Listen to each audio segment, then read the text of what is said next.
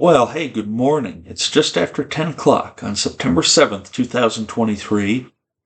As you can see, a lot of the stuff from the man layer has not been put away. As you can also see right here, I'm being joined by the most charming little puglet in the history of pugs. And it's a Thursday, but we're home. It's because I take every September 7th off now. This is my fourth annual Zevon-A-Thon. Warren Zevon left the world September 7th, 2003. So today is the 20th anniversary of Warren Zevon's passing. And I've spoken so many times on my channel before about his music and how much it means to me. And, given the tumultuous last few weeks and everything that's gone on, music is such a solace for so many of us. And I imagine most of you guys watching this, it's you can relate. And so, anyway, today is Zevon-A-Thon number 4.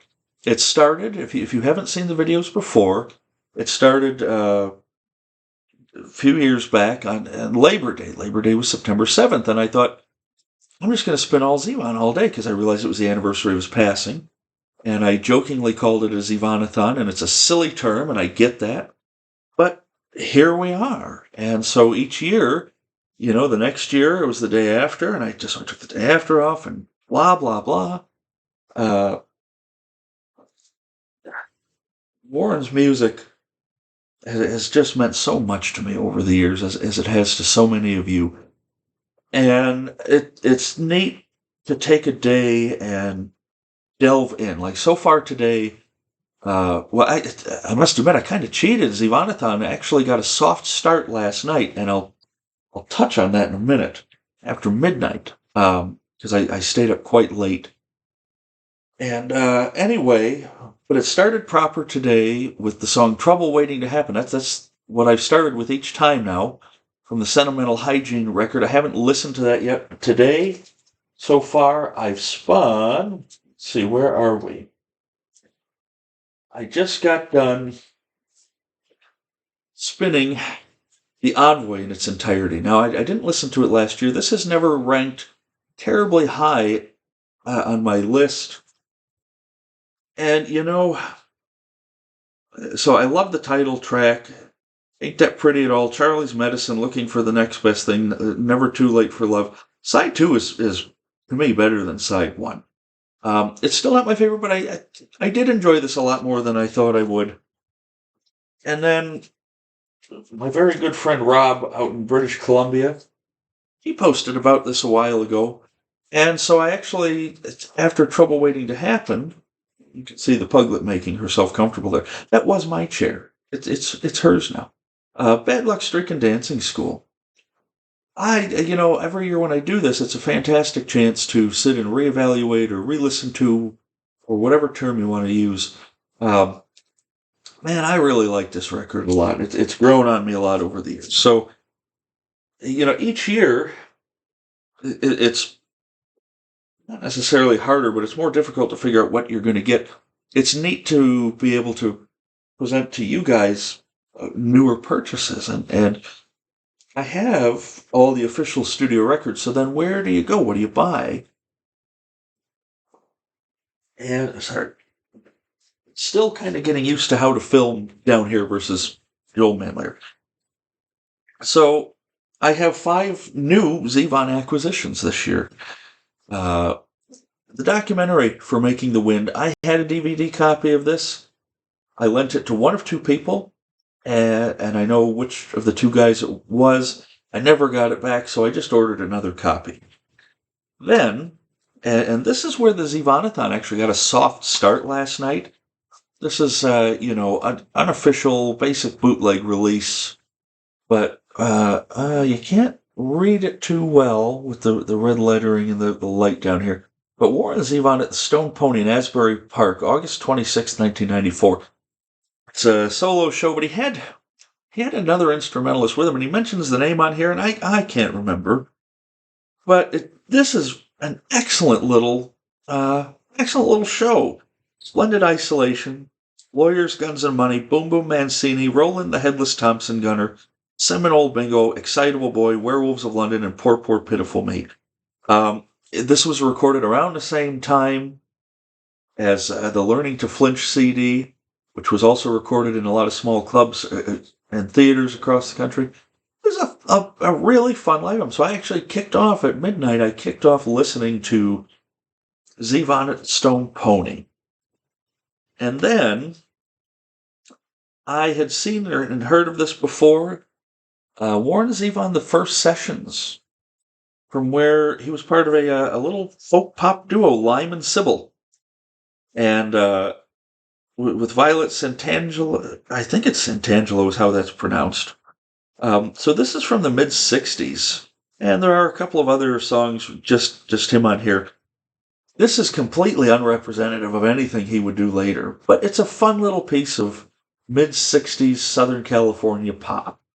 And so I listened to most of that last night, and that was fun. And then for Record Store Day this year, for the 20th anniversary, I had never had a vinyl copy, so I picked up The Wind. And here's another one that sort of sat in the middle of my ranking before. I've really come to appreciate this one a lot. The songs are great. It's a good companion piece, to sit. If you listen to this and watch this, it's not particularly uplifting because he was dying of cancer. But man, he really pulled out all the stops on this record. A lot of great guest artists on here, a lot of old friends. And so it was neat to pick up a vinyl copy of this finally. And then, I've never bought a Mobile Fidelity, a MoFi record before. I just couldn't justify the money or anything. But I picked up the 2-record, I believe this is 45 RPM. Yeah, it is. 45 RPM, 2-record not expanded, but 2-record set of Warren's, what some people consider a sophomore record. It's really his third. I love this album. Most of you do too. Johnny Strikes Up the Band, Roland the Headless Thompson Gunner, Excitable Boy, Werewolves of London, Accidentally Like a Martyr, Nighttime in the Switching Yard, Vera Cruz, Tenderness on the Block, and Lawyers, Guns and Money. Produced by Jackson Browne and Waddy Wachtel, who are on here. So Danny Korchmar, one of the great drummers in the Wrecking Crew. Linda Ronstadt is on here. John McVie and Mick Fleetwood are on Werewolves of London. The great bass player Leland Sklar is on here.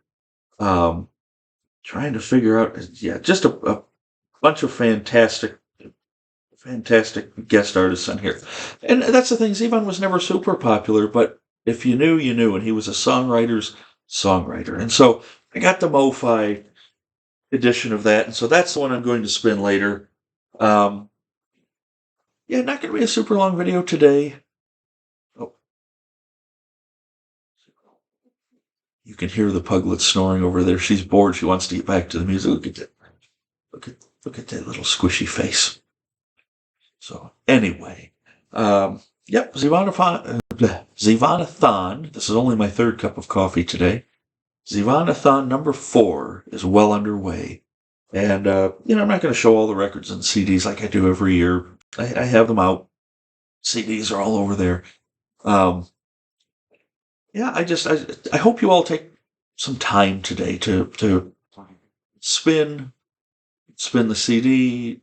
If you have tapes, stream, whatever, give Warren's music some love today. Give Zevon some attention today. It's hard to believe that 20 years have passed since one of the wittiest, sharpest minds in the history of songwriting has left us. And every year the hole seems bigger. And by the way, Rock and Roll Hall of Fame for not putting him in this year, even though he was finally on the ballot. Rock and Roll Hall of Fame, you can go to hell for that, because of all the cheesy garbage that you've put into your institution. And I don't hate the institution, but of all the crap that's in there, Warren Zevon deserves to be in there. So, whether he gets in or not doesn't matter to we fans, but it would be nice to see him up there with his peers and his heroes. So, that's all for now. I hope everybody has a great day. I hope you have a good weekend coming up because when I'm recording this, it's Thursday. So, oh, excuse me. I hope everybody has take care of yourselves, take care of each other, play some more Zevon music.